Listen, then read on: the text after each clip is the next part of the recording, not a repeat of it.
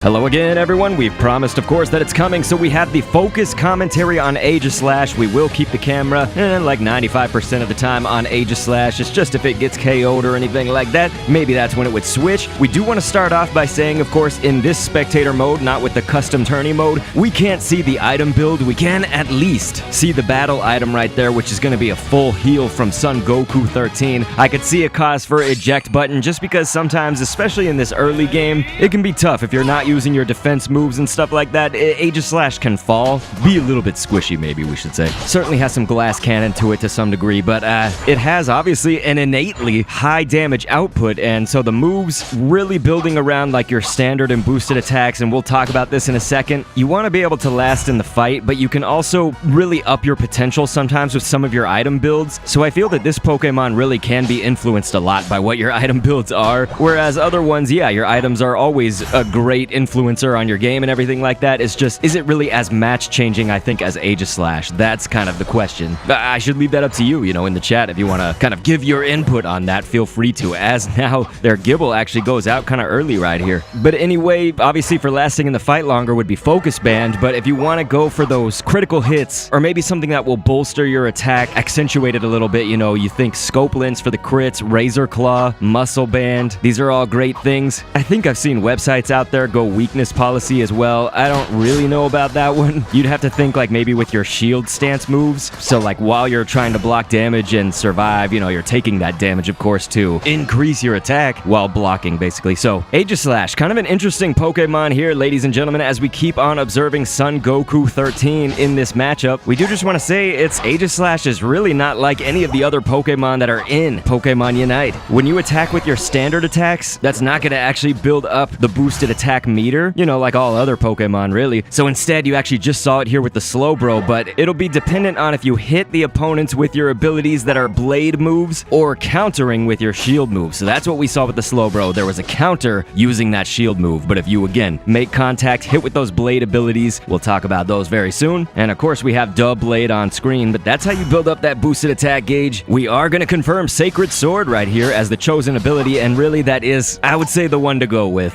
Don't judge it off of my first impressions video, because that was obviously the first time I ever had played Aegislash. Definitely watch these right here, the focus commentary. So when you've gotten enough of your boosted attacks, the effect is going to be different depending on the stance, like depending on which move you use beforehand, essentially. So like if you use a blade move, Aegislash with the sword, it deals increased damage, but if you're using a shield move, then Aegislash using its shield can actually heal Aegislash, and so you kind of are constantly going in between these, especially again, once you evolve to Aegislash. This is a good opportunity for Purple to actually get in a lot of points right here on this goal and break that. Set up good for the Dreadnought. So in the early game, if you can play this properly, with Aegislash, you can get aggressive, making use of Iron Defense. That's obviously your protection move early on. You're just going to be pretty squishy, not just as Aegislash, but as Honedge, really, in the beginning. It's like you really do have to be careful. So like with Iron Defense in that early game, you get a little bit of protection, block the opponent's moves, and it gives you extra on your boosted attack gauge. So if you just kind of work that in with your Shadow Sneak early on, like you can steal a lot of the wild Pokemon that are on the enemy's spawn areas, the enemy sides. Maybe if one of your opponents comes at you and kind of overextends, you can punish a lot of those with this combo, essentially. And so now we do have Aegislash here on screen for us to all see. This is kind of where I think it all begins, right? And I can commentate a little bit more play-by-play. We do just want to be sure that and we'll be looking to Son Goku to see if he actually does do this. Maybe going to take out this Dragonair right here, so this is nice. Get that opportunity on an opponent that really was overextending.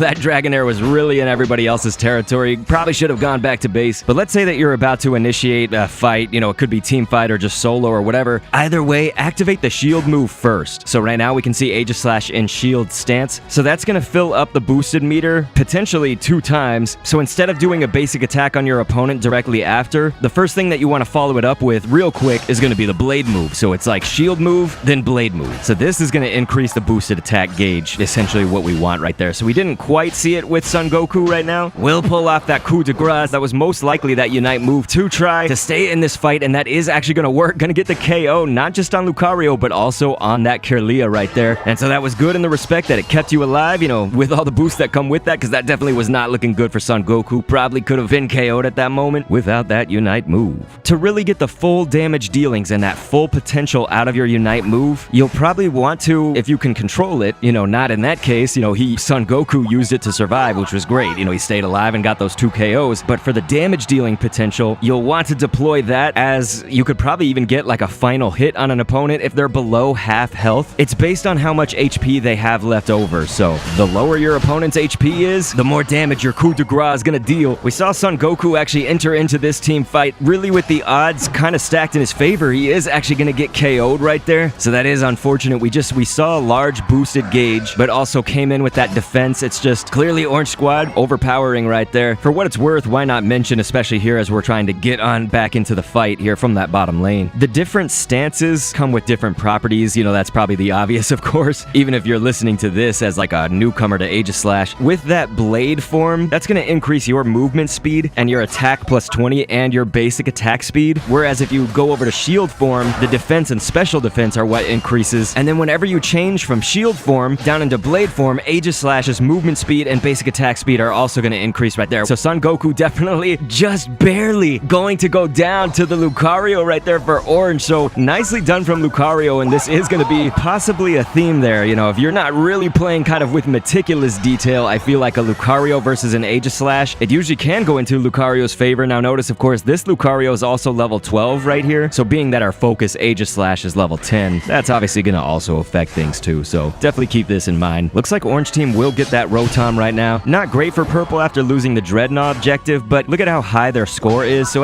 with a score of 354 to 94, you're probably not sweating it too much as purple, although look at this, it's now 125. And keep in mind, of course, they can't see the score, but what they can see is that these goals are definitely in their favor. I mean, look at that. Purple has all of their goals still standing. Orange only has one aside from that very last goal. So I don't think we said it, but the other ability, and Son Goku has chosen it today, is Iron Head, and that is going to be generally something that I see more of an advantage to rather than Wide Guard. Wide Guard is one of those moves that's going to actually make you stagnant as you're doing it. Think of kind of like that Dazzling Gleam principle a little bit. Now, it's going to come with the shield mode and all that, but just on a basic level, that's sort of the comparison we can draw to. Nice 46 actually from Orange's Lucario is actually kind of skating away with the last bit of his life too right here, but we have the numbers on purple, so notice that is going to be a takedown, and Aegislash going into that with that Sacred Sword, and so it makes that triangle shape. You can actually go through certain obstacles with that. You cannot do it with the Iron Head, and so Iron Head, again, still the desirable move, and you kind of like have a small dash with it forward, but let's say even like later on when you've upgraded Iron Head, that's going to increase your attack for a short time whenever you block somebody with the shield. The move increases the boost count by 1. It's just a good move generally, so let's see what happens now with the Dragonite, and it actually looks like a Flame Sweep going to come in from Orange's Talonflame, who was on a mad tear, but it wasn't mad enough, I would say, as Dustin Gaming. That Garchomp definitely been a bit of a Chad with this Aegislash here in this matchup, as we now already are entering the final stretch, ladies and gentlemen. I know we did a lot of kind of that background talking. It's just Aegislash definitely is just so,